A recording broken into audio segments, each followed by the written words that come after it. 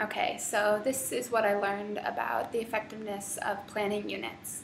First of all, I learned that there's a lot more to planning than just what activities, worksheets, and book pages you'll do in a lesson, which is sort of what I do in my job now. Quality planning involves tailoring the material to students, acknowledging what their backgrounds are and what their strengths and weaknesses are. It involves how to measure if the students have met the day's objective. You have to list materials, you have to anticipate problems and their solutions.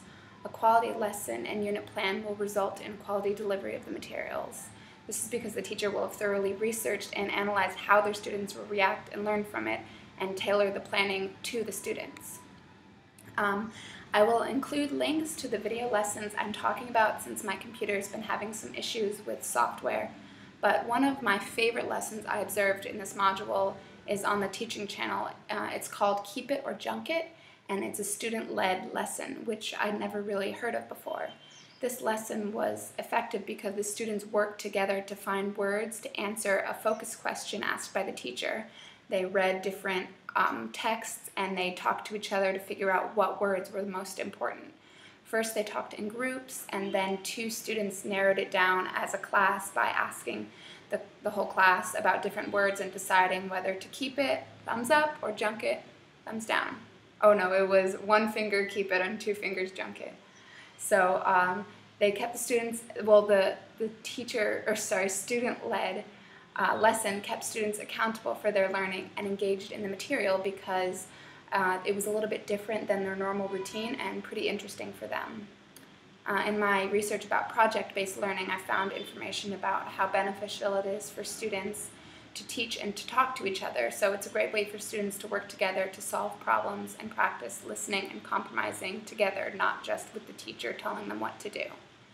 As far as formative assessments, there are ways of checking understanding and progress as a unit progresses. So in the Keep It or Junk It lesson, a formative assessment was the teacher monitoring the student discussion and then as a whole class. And this is an effective formative assessment because the students weren't even aware they were being assessed. They were just working on the problem and focused on that.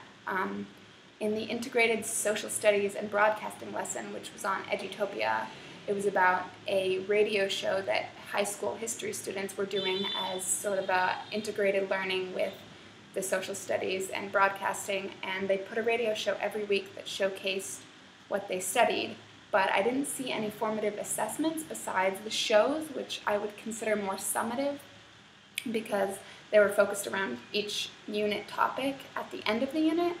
So I would say a summative would, a formative assessment could be like a pop quiz or maybe even an informal presentation of the subject. They could do that in the classroom before they record the show in the broadcasting room. They could even do like an exit ticket or a practice show, which I thought would be a good way for the teacher to sort of gauge how the students are doing. Let's see. For me, planning a unit was pretty an interesting experience and something I haven't done in the 2 years I've been teaching because I mostly have to follow the sequence of a book, like these 2 pages this day, those 2 the next day, the test is already written, so we don't do much planning besides, what pages we'll do, what activities I want to integrate in, maybe a couple projects, but not really focused on exactly what the students need and what the students want to do. So I really like taking a standard that students will be expected to meet and unpacking and analyzing it so students can build an understanding of it through their lessons and assignments. And I really like how personal you can make it and how you can make one unit plan and then adjust it for your next class. I really liked the innovative and project-based learning twist on it because it showed how you can help students meet those standards, the same standards as students in the school, in the state, or in the country, but you can be creative and you can tailor it to your students and how they would like to learn and what is most effective for them. And some of my ideas in the innovative unit would be unlikely to be actually in a classroom because of budget or time constraints, but it was still really interesting to push boundaries and to think outside the box and to think like, what if? such as like the field trips and the long-term projects where you need quite a lot of time, money, or technology to accomplish. But it's still something that you could consider and work off of. Planning a unit forced me to think beyond one lesson at a time, which is basically what I'm supposed to with my current jobs. And so I really liked, long-term thinking. What will they have accomplished at the end, or what do I want them to learn by the end, and then working backward to see what should I do today. So I really liked that.